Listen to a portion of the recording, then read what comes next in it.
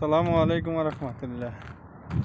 ভাইরে গরমের জ্বালায় এই যে এটা কিনা লইছি, যদি বিশ্বাস করেন এত গরম ফুটতে আছে, মরুভূমির দেশ, পাথরের দেশ, লাগছে মুখ সোয়াডি ফুরি যায় কি, এত হাওয়া, গরম হাওয়া। তো কি করবো, অনেক দূরে কাজ করি, জানেন তো, 8-9 মাস হয়েছে আইসি বিদেশ, কোম্পানি কোনো বেতন টেতন দেয় নাই। এখন বাধ্য হই ক্যাম্পেতে যাইয়া, অনেক দূরে যাইয়া কাজ করি। তো আলহামদুলিল্লাহ এখন আসি মোটামুটি, ফেটে ভাতে চলে, তারপরে 2 টাকা দিতে পারি।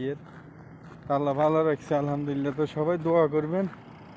ক্যাম্পে যাইলে অনেক কথা কয়, তো অনেক কথা শুনে তো লাভ নেই ভাই।